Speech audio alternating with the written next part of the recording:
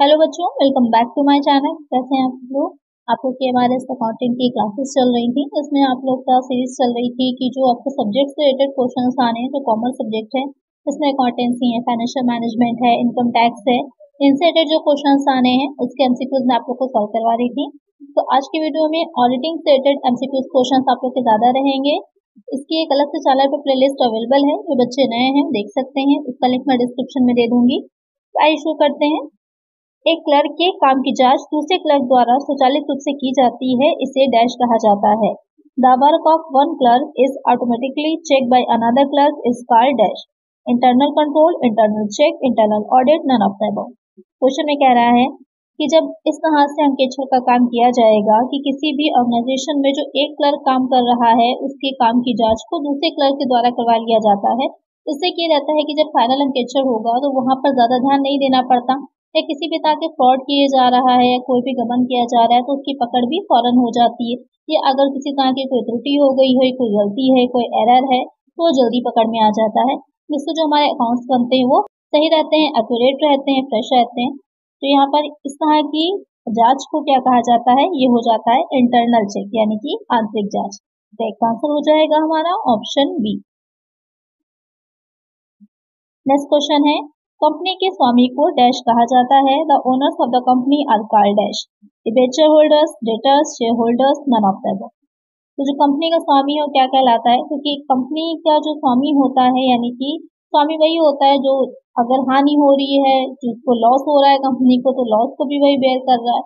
तो कौन होता है? वो हो जाते हैं शेयर होल्डर्स, यानी कि जो अंशधारी होते हैं। जो डिबेंचर होल्डर्स होते हैं उनको तो इंटरेस्ट मिलता ही है, कंपनी को प्रॉफिट हो या ना हो, लेकिन जो शेयर होल्डर्स होते हैं उनका प्रॉफिट या उनका जो डिविडेंड होता है वो पहले से डिसाइडेड नहीं होता।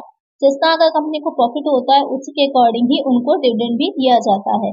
तो पहले से पूर्व निर्धारित दर नहीं रहती है डिविडेंड के लिए, इसीलिए उन्हें कंपनी का स्वामी माना जाता है। क्योंकि अगर किसी वर्ष प्रॉफिट नहीं होगा तो उस वर्ष उनको डिविडेंड भी नहीं मिलता। तो यहाँ पर कंपनी के स्वामी कौन हो जाएंगे? जो शेयर धारक होते हैं, अंशधारी होंगे, शेयर होल्डर्स होंगे। तो एक आंसर हो जाएगा ऑप्शन बी। नेक्स्ट क्वेश्चन है, जांच का मुख्य उद्देश्य डैश है। The main objects of investigation is dash. To discover error and frauds, to prevent error and frauds, to verify statements, all the above. तो क्वेश्चन में कह रहा है कि जो अनुसंधान इन्वेस्टिगेशन होता है, अक्सर हम लोग जो अंकेक्षण है, अनुसंधान क्या हो जाता है? जब किसी विशेष ज्ञान की, किसी विशेष चीज की खोज की जा रही होती है तो वो क्या कहलाता है?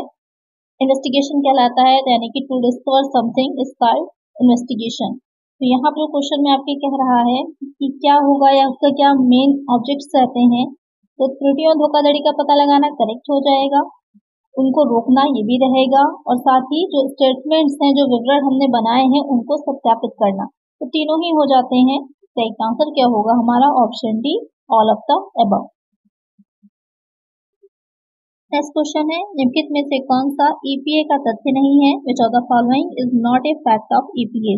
Economic audit, efficiency audit, expenditure audit, effectiveness audit. तो क्वेश्चन में कह रहा है कि इसमें से कौन सा जो है वो ईपीए का तथ्य नहीं होगा। तो पहले इंपॉर्टेंट ये है कि हम ये जाने कि ईपीए क्या होता है। ईपीए जो होगा आपका एनवायरमेंटल प्रोटेक्शन एजेंसी एक होती है, तो इसके द्वारा एक ऑडिट करवाया जाता है, जो आपका नाम से क्लियर हो गया है, एनवायरमेंट के अकॉर्डिंग होता है। ये देखना कि जो संस्था है उसमें जिस तरह के कार्य हो रहे हैं उस ऑर्गेनाइजेशन में कुछ ऐसा तो नहीं है जिससे कि आपके जो एनवायरमेंट हो उसको किसी तरह का हार्म हो रहा हो, जैसे कि एयर है, वाटर है, लैंड है, इन सब चीजों में किसी तरह का कुछ कोई पोल्यूशन तो नहीं हो रहा, किसी तरह का कोई हार्म तो नहीं पहुंच रहा है, इन सब का ऑडिट किया जाता है इसमें। तो अब इम्पोर्टेंट आता है कि इसमें क्या चीज शामिल नहीं होती है। तो इकोनॉमिक ऑडिट भी आता है, एफिशिएंसी ऑडिट भी आता है, और इफेक्टिवनेस ऑडिट भी आता है। तीनों को ही ध्यान में रखा जाता है। इसमें क्या नहीं होता? एक्सपेंडिचर ऑडिट नहीं होता।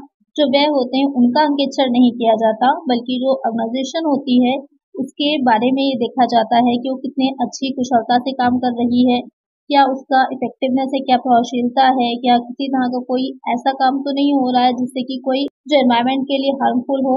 ये सारी चीजें होती हैं, वो रिस्क फैक्टर्स को देखा जाता है जो कि एनवायरमेंट के लिए हार्मफुल रहेंगे। तो यहाँ पर करेक्ट आंसर क्या हो जाएगा? Option C. नेक्स्ट क्वेश्चन है, किसी ऑडिट के लिए भौतिकता का स्तर निर्धारित करते समय किस पर विचार नहीं किया जाना चाहिए? In determining the level of materiality for an audit, what should not be considered, इसमें ध्यान दीजिएगा, पूछा है नॉट बी कंसीडर्ड, किसे ध्यान नहीं दिया जाता। Where else error the auditor remuneration adjusted interim financial statement where air financial statement, तो यहाँ पर किसका ध्यान नहीं दिया जाता, तो पिछले वर्षों में क्या गलतियां क्या त्रुटियां रही हैं उस पर ध्यान दिया जाता है। जो समायोजित अंतरिम वित्तीय विवरण है उस पर भी ध्यान दिया जाएगा, और पिछले वर्षों का वित्तीय विवरण भी बहुत इंपॉर्टेंट होता है, उस पर भी ध्यान दिया जाता है। जो लेखा परीक्षक है, अंकेक्षक है, उसका जो पारिश्रमिक होता है, रेम्यूनरेशन होता है, वो इम्पोर्टेंट नहीं होता, उस पर ध्यान नहीं दिया जाता है। बाकी अंकेक्षण में सही ढंग से अंकेक्षण का कार्य हो पाए, बाकी तीनों ही चीजें इंपॉर्टेंट होंगी उसके लिए। तो क्वेश्चन में जो पूछा था क्या इंपॉर्टेंट नहीं है, वो हो जाएगा द ऑडिटर रिम्यूनरेशन, तो इसका आंसर होगा ऑप्शन बी। नेक्स्ट क्वेश्चन है, which of the following auditing assurance standard deals with audit planning, कितने से कौन सा ऑडिटिंग अश्योरेंस मानक ऑडिट योजना से संबंधित है। AAS 7, AAS 8, AAS 9, AAS 3। तो क्वेश्चन में कह रहा है कि इसमें से कौन सा जो ऑडिट अश्योरेंस स्टैंडर्ड है वो ऑडिट प्लानिंग से रिलेटेड होता है।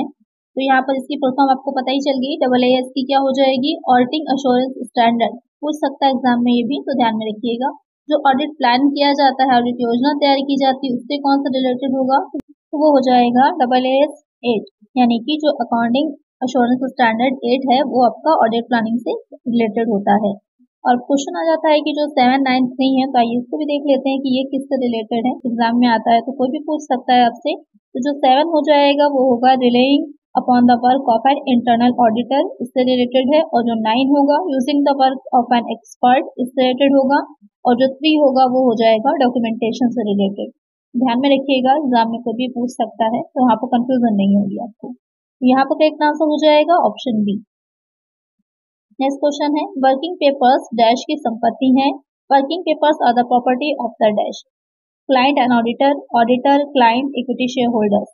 क्वेश्चन कहने का मतलब यह है यहाँ पर कि जो ऑडिट किया जाता है उसमें जो प्लानिंग किया जाता है, तो कुछ प्रोग्राम बनाया जाता है, कुछ फाइल्स बनाई जाती हैं, नोट्स तैयार किए जाते हैं, तो वो वर्किंग पेपर्स कहलाते हैं। तो वो पेपर्स जो होते हैं वो किसकी प्रॉपर्टी होते हैं, किसकी संपत्ति होते हैं, ग्राहक की और अंकेक्षक दोनों की, या फिर सिर्फ अंकेक्षक की, ग्राहक की, या फिर जो समता अंशधारक होते हैं उनकी। तो यहाँ पर किसके होंगे, वो ऑडिटर के होते हैं, ऑडिटर का ही उस पर अधिकार रहता है, राइट होता है। करेक्ट आंसर हो जाएगा ऑप्शन बी। नेक्स्ट क्वेश्चन है, the controller and auditor general of India is appointed by, dash द्वारा भारत के कंट्रोलर एंड ऑडिटर जनरल की नियुक्ति की जाती है। भारत के राष्ट्रपति, प्रेसिडेंट ऑफ इंडिया, भारत के प्रधानमंत्री, prime minister of India, Bharat के वित्त मंत्री, फाइनेंस मिनिस्टर ऑफ इंडिया, इनमें से कोई नहीं, नन। तो जो आपका controller and auditor general of India होता है, इसको जो अपॉइंट किया जाता है वो भारत के राष्ट्रपति के द्वारा किया जाता है, प्रेसिडेंट ऑफ इंडिया के द्वारा किया जाता है। तो इसका आंसर क्या हो जाएगा, ऑप्शन ए। नेक्स्ट क्वेश्चन है, निम्नलिखित में से कौन लेखा परीक्षा कार्यक्रम की तैयारी के प्राथमिक उद्देश्य का सबसे अच्छा वर्णन करता है। Which of the following best describes the primary purpose of audit program preparation? To detect errors or fraud, to comply with gap, to gather sufficient appropriate evidence, to assess audit risk। Question में कह रहा है कि जो अंकेक्षण का कार्यक्रम बनाया जाता है या उसकी तैयारी के लिए जो प्राथमिक उद्देश्य रहते हैं उसमें सबसे अच्छा यानी कि आपको बेस्ट बताना है कि कौन सा उद्देश्य रहता है। त्रुटियों या धोखाधड़ी का पता लगाना, जो आपका गैप है उसका जो भी उसके नियम है उनका पालन करने के लिए, पर्याप्त उचित साक्ष्य जुटाने के लिए, प्रमाणन जिसे कहा जाता है, जो प्रमाणक होते हैं, लेखा परीक्षक जोखिम का आकलन करना। तो यहाँ पर जो तैयार किया जाता है अंकेक्षक कार्यक्रम पूरा अपनी जो प्रिपरेशन की जाती है उसका मेन ये एम रहता है कि जो भी एविडेंस है उनको आप जुटा सकें जिससे कि एक अच्छी रिपोर्ट तैयार की जाए। करेक्ट आंसर होगा ऑप्शन सी। नेक्स्ट क्वेश्चन है, वर्किंग पेपर की तैयारी में निम्नलिखित में से कौन सा लाभ नहीं है। Which of the following is not an advantage of the preparation of working paper, यानी कि जो वर्किंग पेपर्स तैयार किए जाते हैं ऑडिटर या उसकी टीम के द्वारा, तो उसका क्या बेनिफिट नहीं होता। To provide a basis for review of audit work, to provide a basis for subsequent audits, to ensure audit work is being carried out as per program, to provide a guide for advising another client on similar issues. Question में ध्यान दिया करिए कि क्या पूछ रहा है या नहीं है। यहाँ पर पूछ रहा है कि कौन सा बेनिफिट या एडवांटेज नहीं होगा। तो अंकेक्षण कार्य की समीक्षा के लिए आधार प्रदान करना बिल्कुल रहता है, ये तो बहुत बड़ा एडवांटेज है, एक बहुत बड़ा प्रॉफिट होता है। इसे तैयार किया जाता है कि कार्य जो भी किया जा रहा है उसका एक रिव्यू बनाया जा सके, रिव्यू दिया जा सके। आगामी ऑडिट के लिए आधार प्रदान करना कि फ्यूचर में जो ऑडिट करे जा रहे हैं तो उन पेपर से बहुत हेल्प होती है कि किस तरह से किया गया था, क्या पद्धति रही थी, किस तरह का ऑडिट ऑलरेडी कंपनी में चल रहे हैं, इंटरनल है एक्सटर्नल है, किस तरह से किया जाता है। यह सुनिश्चित करना कि ऑडिट कार्य कार्यक्रम के अनुसार किया जा रहा है। ये भी सही है कि जो हमने प्रोग्राम तैयार किया था ऑडिटर ने उसी के अकॉर्डिंग कार्य हो रहा है कि नहीं हो रहा है। समान मुद्दों पर किसी अन्य ग्राहक को सलाह देने के लिए एक मार्गदर्शिका तैयार करना। तो ये प्रॉपर्टी किसकी होते हैं? ऑडिटर की होते हैं। तो जो भी क्लाइंट है उसके लिए किसी तरह से हेल्पफुल नहीं होंगे या उसको किसी तरह का एडवाइस देने के लिए हेल्पफुल ये वाले पेपर्स नहीं रहते, तो यही एक लाभ नहीं होगा। तो एक आंसर हो जाएगा ऑप्शन डी।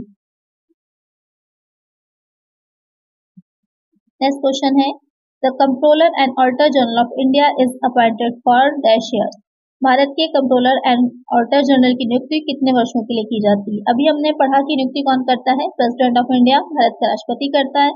कितने वर्षों के लिए की जाती है? तो ये 6 वर्षों के लिए की जाती है, 6 ईयर्स के लिए की जाती है। तो एक आंसर हो जाएगा ऑप्शन बी। नेक्स्ट क्वेश्चन है वेरिफिकेशन इंक्लूड सत्यापन में शामिल है वैल्यूएशन, मूल्यांकन, एग्जिस्टेंस विद्यमानता, ओनरशिप एंड टाइटल, स्वामित्व एवं सत्ताधिकार, ऑल द अबव, ये सभी।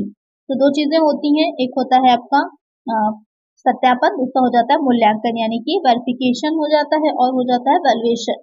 2 पॉइंट रहते हैं। तो जब वेरिफिकेशन की बात की जाती है यानी कि जब सत्यापन की बात की जाती है तो सत्यापन में मूल्यांकन भी आता है, विद्यमानता भी आती है, स्वामित्व एवं सत्ताधिकार भी आता है।